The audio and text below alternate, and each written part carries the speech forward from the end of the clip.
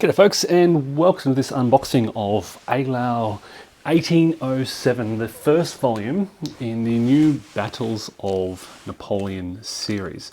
This is my sort of pre-order pack. It's still in shrink, just arrived this week. Comes with a nice little baggie for the action cubes and some special dice as well. This is the first volume in what is planned to be a larger series. The second title in the series, which I think is currently in development, is Bras, which should, I think, be coming out soon. I think it was planned for 2023. Probably looking at either later this year or, I hope, early next year. So this is a Napoleonic series, Battles of Napoleon series. Here's the back of the box. It uses sort of an action cube mechanic. Think of chit draw, as in the La Bataille series, but instead of drawing chits for specific formations, you're drawing cubes for your armies. And then there's some other cubes like the fire combat cube, which triggers a fire sequence back and forth, things like that. So you'll be drawing cubes out of the bag, and when you draw these cubes, you'll place it on this chart to activate one of your formations. What else can I say about this? Leaders play a key role. You have your leaders who have command points, and they can change the orders of your formations. What else? This is the back of the box. So the Winter Battle Eylau is the first volume. Focus on the cat and mouse game. Brings the chit-based activation mechanic to a new level. You decide which formation is activated when a chit or a cube is drawn. A formation can be activated several times, but it becomes less effective. And so I'll show you that in a moment, but this illustration here shows first activation, second activation, and for each subsequent cube you placed, up to 3, they become slightly less efficient. You're under constant pressure to decide which formation to activate. By efficient timing of activation, players are in the driver's seat to dictate the pace of battle. So it's going to be some interesting choices, I anticipate. Haven't played it yet, but I anticipate some really interesting choices about when you activate your formations. And if you choose to activate them early, then their second activation will be weaker. And if you really want to activate them a third time, they'll be even further reduced. So do you save your strong and important activations for later, or try and get an early, things like that. Formations are given orders at the beginning of the turn. You change this with leaders, and are therefore limited by the actions they can perform in the battlefield. The more aggressive order of formations will receive, the more likely their army will collapse due to fatigue. So army fatigue is critical. You have army fatigue points, and I'll show all this in just a moment when I get to the rule book. And that is sort of the driving force of the game. When an army's fatigue points run out, they lose and the battle is over. So that drives the game. And you lose these fatigue points due to losing forces, losing units, by losing control of key points on the map. I think there are 2 main things, but let's have a look. Scale is about 150 meters per hex. So that's really interesting, really small scale, tactical scale. Infantry units are battalions. Artillery is batteries, and cavalry is regiments. 1 turn is 1 hour of real time. There are 5 scenarios. There's fight for the night quarters, Murat's massive cavalry charge, Davout's attack, Lestock saves the day, and the grand battle scenario. There are 2 map sheets, 1,120 counters, 280 alternative counters. Now, they've included, and I've already read about this, so there are various options for tracking strength points. You can have strength point counters, such as in La Bataille, or you can have the rotating strength points, such as in the VUCA simulations types of games. So you've got the choice of what you want to do there. 125 coloured wooden cubes, 2 army charts, 2 player aids, 2 counter trays, 4 dice, and 1 rulebook. Recommended age is 14 years or older. Play time is 3 hours plus. Napoleonic, level 5 out of 10 complexity. I think that's pretty, from what I've read of the rulebook, that seems pretty spot on. And high solitaire suitability, which I think I also agree with. I think the idea of the chit draw mechanic, or in this case the cube draw mechanic, really lends itself well to solo play. The box art is beautiful, really thick, sturdy box. This is, just for context, it's kind of thicker and sturdier than GMT by contrast, thicker than MMP, kind of on par with the VUCA simulation's thickness of box. We have 2 Sound of Drums counter trays, 2 of these there, really nice. We have the rulebook, which is available online. There's the living rules available online. So let me take you through the rulebook first. It's really, there are a lot of these notes throughout. It's very clearly laid out.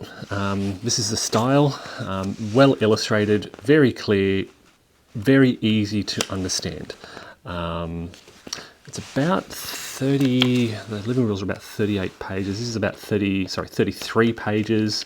And I won't go through the whole thing, but you can see playing pieces. You've got infantry in line, in column, cavalry, limbered and unlimbered artillery, and then your leaders. Okay, so they're the types of units, different types of combat units, chasseurs, hussars, etc. And these are the loss markers. So you've got those strength points or the pollard markers. That's what they're referred to. These are the wooden cubes that I mentioned, so French activation, Russian activation, a fire segment, and these are the army fatigue points that you'll be tracking. And again, as I said, this drives the game. You've got your leaders with command points in the top right and their leadership rating in the bottom left. The command points are what you use to change the orders of your formations. And you'll spend these command points to change the orders, which I'll get to in a moment. You've got army leaders, division leaders, and corps leaders. Some of them have replacements on the backside. Sequence of play, you've got weather, changing orders, determination of available ACs, first play determination, place your turns, action cubes, I think the AC means, in the bag, and then you draw them out basically. So, this is the orders phase. Or army leaders have a 12 hex command range. The leaders have different command points, which means how many different orders they can change. You can see along this, and this will be, I'll show you this chart in a moment, but you'll place, this is a good illustration because it shows you the orders that the different formations are under, so what they can do, and it shows you midway through the turn the number of activations. So for example, here the 3rd Division of the 4th Corps has already used all 3 of their activations. They can do no more. Whereas the French Guard has used 1 activation. On their 2nd activation, they'll have lower movement. What else? I don't know what else their penalties are. -2 movement points. We'll get to that in a moment. But yeah, that's how you track these things. Here are the different orders. So movement, strategic movement, defend, regroup, hold, and depending on what orders you've got, it shapes what they can actually do when they are activated. Army fatigue, as I said, this drives the game, and you lose AFPs when you lose units. So down here you lose AFPs for eliminated units, 2 for guard, leader casualties. 2 for each attack order issued in the order phase, 1 for each move, strategic move, defend, and retire order. Okay, so you lose AFPs for that. But then you also critically lose AFPs for control of locations. So that's very important. A lot of AFPs from these. When you run out of your cubes, your army collapses, the game ends, your opponent wins the game. So this is critical. This is basically the victory conditions. Discussion on initiative points, the activation segment, drawing cubes out of the bag and allocating them. You get this choice here to allocate to these armies, which I think is fascinating. I really love that idea. Activation of the French Guard, cavalry charge, special rules for that. Simultaneous fire segment. So when you draw the red cube out of the bag, it's a fire combat cube. And there is a back and forth alternating fire segment until all your sort of desired fire has taken place. Units do have formation and facing. So in column, 4 frontal hexes. In line, 2 frontal hexes, 2 flank, 2 rear. Okay, we've got cavalry as well, and artillery, fairly straightforward with a line of sight and a firing arc. Stacking, movement rules, fairly straightforward movement rules. This is not an overly complex system of movement. It's very generous to players. Again, 5 out of 10 complexity. Fire combat is summarized here. It tells you when you fire during the simultaneous fire combat, defensive fire when you're being charged, or reaction fire when an enemy unit is leaving an adjacent front hex. You can fire on them. Procedure for engaging in fire. Artillery fire again, cavalry evasion, leaders, line of sight, fairly straightforward, not, one paragraph line of sight rules, assault rules, Cossacks, losses, retreats, and that is about it. There's terrain effects, recovery, reinforcements, a glossary, and that's the end of the rules. So 32 pages, but you can see they're not sort of legal format. It's very straightforward, easy to understand. 5 out of 10 complexity. I think that's spot on in terms of what to expect. I haven't looked at the scenario notes and history yet, but this is a booklet. Let's have a look in here. So we have a learning scenario. We have 5 scenarios here, and I'll flick through these very quickly. Special rules, setup, fairly about 1.5 page scenario instructions just on where units are, variable setup, so within 2 hexes of sort of certain locations. Then we have notes on the order of battle, historical background, quite a lot of detail here, designer's notes on the system as a whole and on this title, a glossary and a bibliography. So a nice little book there. Then we have the counter sheets, and these are all still in shrink, but look at that. You've got, 1,100 plus counters in 10 sheets. They are pre-rounded, so no need to, I can put my counter clippers away, punch those out, and you're ready to go. They look very cool. The leaders look really nice with the illustration. You've got Napoleon, Bessières, Murat, Davout, Ney down here, color-coded by corps, and this is the strength markers. So 10 of those sheets still in shrink. As we dive deeper into the box, what do we have here? Okay, got a lot of, these are mounted, some of these are mounted. So we have got the order of battle, and the order of battle, it comes in a nice sheet.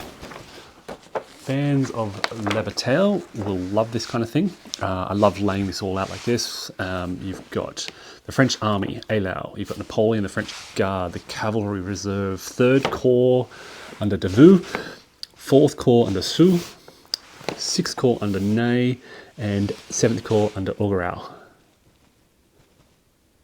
With so you've got army commander, corps commander, and then divisional commanders with varying levels of command points and leadership ratings. And then we have the Russian army order of battle. So Bennigsen as the army commander, the left wing, the center, the right wing, and the reserve. Prussian corps down here. Okay, so now these are mounted boards. These are mounted play aids. They are double-sided. We have got the assault charge table, the various dice roll modifiers for the defending unit, for the assaulting charging unit, odds dice roll modifiers, the stand table, the square table, the procedure summarised there. On the reverse, we have got the firing strength points, terrain effects chart, various modifiers, ranges indicated. And again, these are solid, thick, mounted, very nice. And 2 of those, okay, so they're the same. We then have, and this is one of the things I'm most excited about, this beautiful map. For me, it is kind of reminiscent. It looks, to my knowledge, it looks most like the style of maps in, what am I thinking? You've got this this is snow, this is winter, this is Eylau. So it's a very sort of white, grey, dreary map, but it really evokes that historical setting. What game am I thinking of? I am thinking of, it's just over here on the shelf, Battle Hymn. Okay, it's very reminiscent of the style in Battle Hymn of Gettysburg. Really nice topographical features. I love the layout of the towns. This is, I think, for a Napoleonic era map when they are so often just so plain, the little touches of art everywhere looks really cool. It's really evocative of Eylau and the period. So I think this has really captured the feeling. Here's Eylau up here in the top left.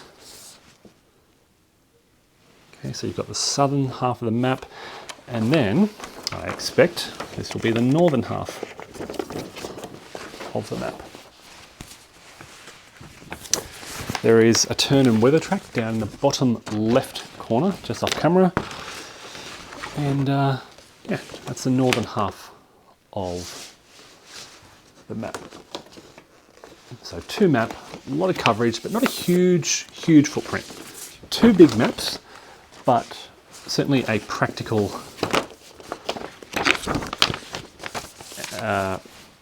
yeah, it's achievable, an achievable setup. And this is another thing I'm very excited about. So this is the French Army formation order activation display. Again, this is mounted, it is very solid. Yeah, your cubes go in here, your orders go along the top here. It looks really cool. Army fatigue cubes come down here, summary of the orders and their impact on fatigue and things like that. That's the French Army, and this is the Russian Army. So very cool. I love also the font that they've used. And here are all the cubes. So what have we got here? We've got tally sticks. Okay. Now, I know this, I don't know much about this. I've never used tally sticks before. So I really can't comment on this. Experienced gamers will probably, the glue hasn't really stuck. So that's one very minor issue. There we go. Just push it back together and it's just sort of like an adhesive sticker. But yes, tally sticks, I understand these are quite old, have been used in some old games. I've never used it, so I will check these out and figure out how they work. You're tallying something that goes up and down like so, 5, 10, 15, 20, 25 and so forth. But there you go, there's 2 of those and all these cubes. That looks like it just slides in there like so to divide. I don't know. The insert isn't great, to be frank, but if that's the only complaint I have, then that's the only complaint I have. It looks like it's already kind of falling apart. It doesn't quite fit in properly. I may just rip the whole thing out because I probably don't need it. Yeah, it's just this little cardboard insert just to divide the cubes. Probably not needed. So French, Russian activation cubes. These all go in the bag. When they're drawn out, the respective army activates. They're solid cubes. They're not tiny cubes. They're, what would I say? I don't know how big. 6 millimeters thick, maybe? 6 millimeter sort of wide. 3 fire cubes, French, Russian, and these are the army fatigue cubes, the 1s and the 10s. And of course, the dice, the special dice series that I got. So folks, I can put that down there. That is Battles of Napoleon, Eylau, 1807. I would say light to moderate complexity game in terms of rules complexity. But without having played it yet, my impression is that it gives you kind of a very good depth of, or breadth of decision making. And that's what that's what first drew me to this game. The idea that it is relatively light to moderate complexity, rules-wise, but with that, the focus on a lot of decision making with a relatively light rules overhead. So you don't need to read too much to be able to make really kind of complex decisions. The complexity comes from the combination of your orders, the placement of your leaders, and the decisions you make about when do I activate. It's focusing on you and your decision making rather than struggling with a complex rule set.